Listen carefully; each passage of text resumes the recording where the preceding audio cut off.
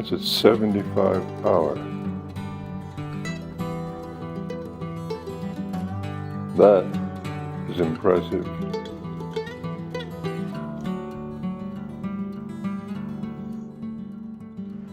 This is the Svbony 16 to 48 power by 65 millimeter spotting scope, extra low dispersion spotting scope that I tested about, last fall, I guess, and I've been using it a lot since, and it's really my favorite small spotting scope.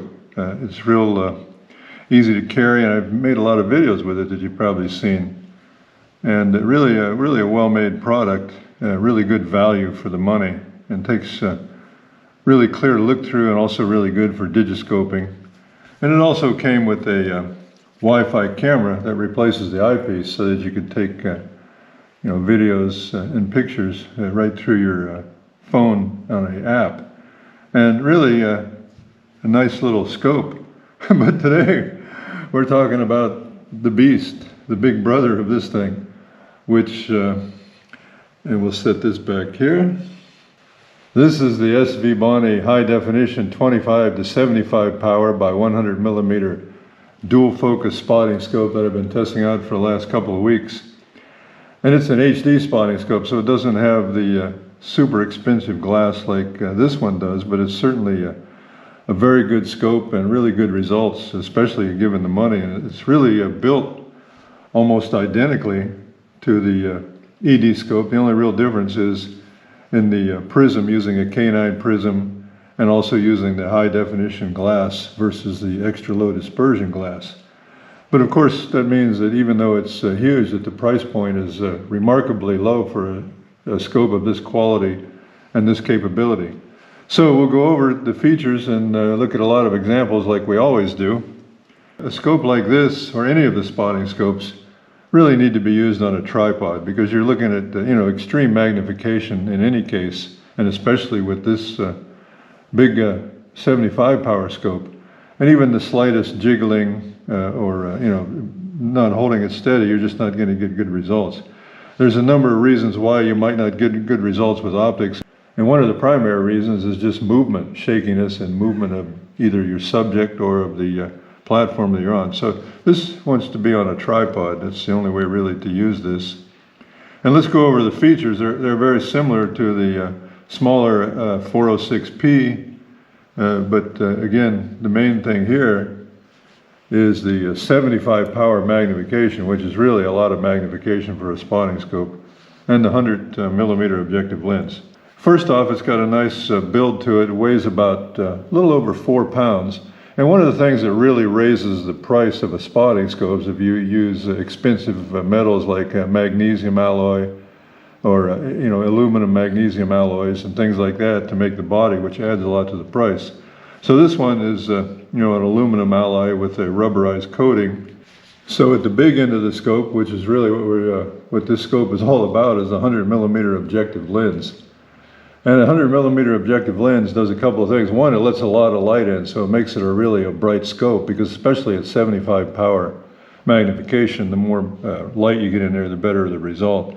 It also provides for a wider field of view at those extreme magnifications out at long distance. Also has a lens hood. And this scope is waterproof and fog-proof and nitrogen filled, just like the scope over here. So you can use it out in the rain. Extending the lens hood out here like this is going to reduce glare from strong sunlight and stray light, and also protect you from rain if you're out in the rain. And this thing is really, for the price point, is really pretty remarkable how bright it is in dark conditions because of this large objective lens. A lot of the examples I'll show you, just because of the time that I had to be using it, was in cloudy conditions and even with rain moving in. So I was really impressed with the amount of light that gets into this scope through this big 100 millimeter objective lens. And of course it comes with a lens cover. The other thing is that it has obviously a tripod foot mount, sturdy for putting it on a tripod, and then you can rotate the scope and you can hear the detents in there. for any number of reasons. It's nice to be able to rotate the scope to get the nice alignment or get a comfortable look at it, or to share it with other people. So this is really a nice feature that all decent spotting scopes have nowadays, and this is really sturdy, and it has to be sturdy because this weighs a little over 4 pounds. And ideally you'd want to use this on a fairly heavy-duty tripod, but I'll put a link in the description. I'm using a Svbony tripod that's carbon fiber, that's real lightweight and easy to carry and travel with. And it worked fine with that. The balance of this is pretty good considering how big it is on even a lightweight tripod. But obviously the heavier the tripod, the more stable it's going to be. The other feature that I like on this scope is its dual focus. And this is really important, and one of the reasons I really like the 406P so much is that with the dual focus, you use the large focus wheel to get a focus pretty close. And then you have the fine focus, which moves very easily with very little pressure. So when you're zoomed in on a bird at 75 power that might be 200 feet away, obviously it's going to be jiggly, and you want to get that perfect focus, and it's just the slightest amount of touch sometimes, just a matter of an 1/8 or a 1/16 of an inch can make a big difference between a clear photo and a blurry photo. So this is really important. And then the eyepiece is where you have the 25 to 75 power, and it's got a big eyepiece lens, 21 millimeter I do believe, and it's got a adjustable eyepiece collar, which is good for comfort and adjusting it to how you're going to use it. Some, with glasses or without glasses, or for whatever reason, you can adjust this to make it more comfortable and easier for you to see out of. And you can see that even though this weighs 4 pounds, it's nicely balanced. I'm just holding it here with one hand. It's not excessively heavy for a spotting scope of this size. And it uses a K9 prism, which is a good prism. It's just a little bit lower priced than some of the higher end scopes that might use a back 4 prism or something like that. So I mean, obviously at the price point we're talking about for this big scope, which gives you good results, is remarkably low, and a lot of times there's discounts and sales on it. So what you get for your money on this is pretty impressive. I mean, if you have thousands of dollars to spend on the most high-end large scope, more power to you. But if you want something to have a lot of fun with and enjoy bird watching and nature and things like that, this is a pretty darn good scope at the price point. The one thing about this large scope is it doesn't accept the SC001 Wi-Fi camera that will go into the 406P 65 and 80 millimeter ED spotting scopes. So this eyepiece is customized for this large scope. All the lenses are fully multi-coated to increase accurate light transmission and reduce chromatic aberration and things like that. It's pretty easy to look through it with the naked eye and just use it as a scope, but a lot of people are going to want to take pictures and videos with it. That's what we call digiscoping, and I've done a number of videos on digiscoping in the past. In fact, I'll put a link to the detailed review of the smaller scope in the description. And so digiscoping is really popular. It's been around for a long time, but it's becoming more popular with the the advent of smartphones with just better and better cameras. This spotting scope does not come with a adapter for using it, and a lot of times they put in plastic cell phone adapters, which are okay. They're not the greatest for getting good quality pictures. This is a Move Shoot Move AccuView smartphone adapter for large scopes, and it works perfect on this scope. What you do is you just set it up here, and it automatically trues up, make it about level with the eyepiece there, and then when you tighten it down, it trues up to make a perfect fit. The scope may be actually quite good, and then when you look at it through your phone, you might think, well, this scope is it's not as clear as it could be. A lot of cases that has to do with the phone and the way it's mounted and the camera on your phone. When it comes to digiscoping on a tripod, you want to limit as much vibration and jiggling as possible.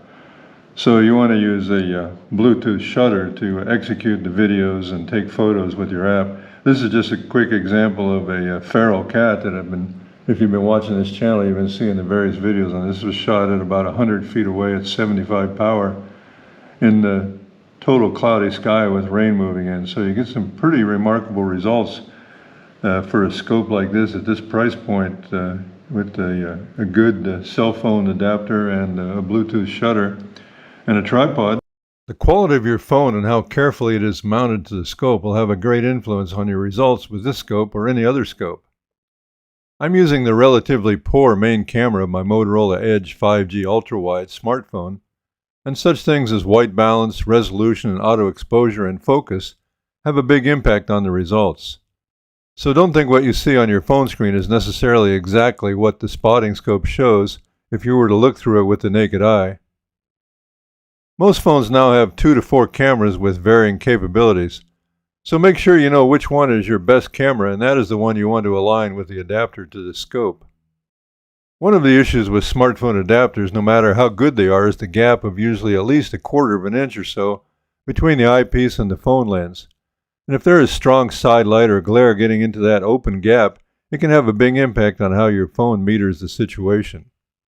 If you have a high-end camera package on the latest Pixel, Apple, or Samsung phones, you'll probably get the best results. And you can also shoot in manual mode, controlling all the camera settings if you really want to have some fun. Some of the most popular high-end phones may have specially made digiscoping adapters available that will improve results, so do a search for them. Like any hobby or activity, you can put as much money and time into them as you desire, or as little. Finding that right balance for enjoyment is up to you. The big scope also comes with a nice, well-made cover for it, with a carrying strap that you can use for taking out in the field, which is kind of handy. Actually, I use it all the time on the smaller scope, which has a similar cover. And it's really great, especially if I'm going out in the wild on my electric bike or something like that to take some videos. So yeah, this works really well, and also, it acts to protect the scope while traveling. And they put a lot of thought into this, and you can actually use all parts of the scope, including mounting it on the tripod while it's in this protective case. It's waterproof anyway, so it's not so much that you would want to take this off and on just to use it, but just if you're going to go out in the field, it's easy enough that if you're carrying it from point A to point B fairly frequently, you don't have to take off the cover. You just have access to all the necessary controls and use it just fine with the cover on. And that may or may not be important to you, but it's really important to me because I like to carry these things out in the wild, mounted on a bike or around my neck if it's not too heavy. So that's a nice, well thought out cover. Somebody put a lot of effort and work into designing that and implementing it. So it's actually a pretty nice feature. So to summarize, I really like this big beast of a scope at this price point. There's usually specials running on Amazon or the Svbony website, and really the quality is really quite good. I mean, it's well made, it's robust, everything, the fit and finish feels good, and it's real easy to use, real easy to look through. Of course, the thing about this is all about its power. 75 power magnification and 100 millimeter objective lens, which lets in a tremendous amount of light, really a bright scope, and also increases your field of view. It's just like any big zoom lens. I have a 150 to 600 millimeter for my Canon R6, and of course it does better at say 25 to 50 magnification than it does all the way up to 75, just like most lenses do. Is that when you get up in this extreme magnification, and with the large lens and all the light getting in there is when you're going to notice things. But you also have to remember there's other factors besides the scope involved. One is the environment. Not only do you get longer distance, you get the diffraction of light and various atmospheric effects. You also have to deal with extreme contrast with the strong sun. Sometimes, especially with birds, the birds will be on a branch and there'll be like white clouds right behind them and black, blasting sun. And there's only so much that optics can do to solve those problems. But at this price point, to me, it gives remarkable results for the typical person that's interested in watching birds. So, you know, it really just matters on how much money you want to spend and how much power you want to get. But at the price point of this, where sometimes this can be gotten for under $200 with this quality of construction, you know, it's not a big investment to have a lot of fun with. So I really have a lot of fun with it and look forward to having more fun with it.